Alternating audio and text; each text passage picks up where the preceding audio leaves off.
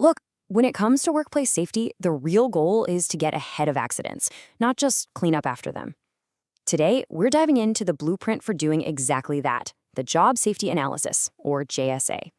Think of it as a powerful tool designed to stop accidents before they even get a chance to start. So here's our game plan. First, we'll talk about why a quick check just doesn't cut it sometimes. Then, we'll get crystal clear on what a JSA is, and more importantly, when you need one. After that, we'll get into the nitty-gritty with a 7-step blueprint, and finally, we'll look at the real payoff, turning a potential risk into a safe and sound resolution. We all do it, right? A quick safety check before starting a task. It's practically second nature. But what about those jobs where the stakes are a little higher and the risks aren't staring you right in the face? Well, that's when we've got to go beyond just a quick check. I mean, really think about it. You're facing a complex task, a high-risk situation, or maybe something brand new you've never done before. Is that quick mental scan truly going to be enough? The answer, of course, is a definite no. And that's exactly the gap a JSA is built to fill. This really breaks it down. A Take 5 is awesome for your everyday routine tasks. It's that quick mental checklist for the obvious stuff. But a JSA, that's the deep dive. It's built on the exact same principles of spotting risks and controlling them, but it applies them with a level of detail and seriousness that big, complex jobs demand. So, keeping that difference in mind, let's get a really solid definition down. What exactly is a job safety analysis? At its core, a JSA is all about being proactive. This isn't about damage control. It's about making sure there's no damage in the first place. It's a structured way to look at a job, pinpoint potential hazards, and then build a rock-solid plan to control those risks. It's the very definition of working smarter, not just harder. And please, don't just think of this as another piece of paperwork to fill out. A good JSA is a living, breathing tool. Of course, it prevents harm to people and equipment, that's a given, but it also leads to way better planning, gets the whole team on the same page, and can even become the foundation for creating brand new, safer ways of working. Okay, so we know what it is and we know why it's so important. But here's the crucial question. When do you actually need to stop everything and do a full JSA? What are the signals, the triggers that tell you, hey, a quick check isn't going to cut it for this one?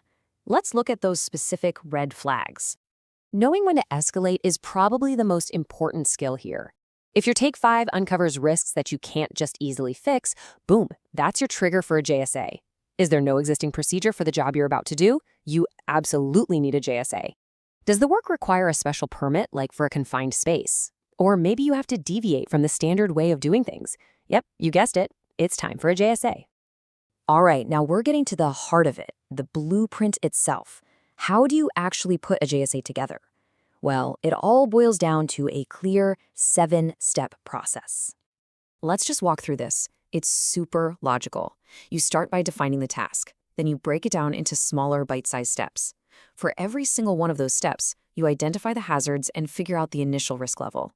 Now here comes the most important part. You come up with control measures to knock that risk down. After that, you reassess what's called the residual risk to make sure your controls actually work. And finally, you get it approved and signed off by the whole team. It's a full circle from identifying a problem to having a planned, safe solution. Let's make this real with a quick example. Okay, the hazard, trailing electrical cables on a walkway. The initial risk, I'd call that medium. It's a pretty obvious trip hazard. So what's our control measure? We secure the cables up overhead, or maybe we cover them with a proper ramp. Now what's the residual risk after we do that? It's low. See? That's the JSA in action, systematically taking a risk from medium down to low. So when you follow this process, you are literally moving from a state of potential risk to a state of planned, safe resolution. Let's wrap things up by looking at the real payoff here. The benefits are just crystal clear. You're preventing harm to your people, to the environment, and to your equipment. You're making job planning better, which just makes everything more efficient. You're putting a structured, repeatable process in place for managing risk.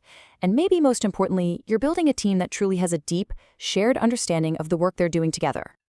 So, I'll leave you with this question to take back to your own work. What's the one hidden risk in the very next task you're going to do? The JSA gives you the framework to find it, to plan for it, and ultimately to make sure everyone goes home safe at the end of the day. Thanks for joining this explainer.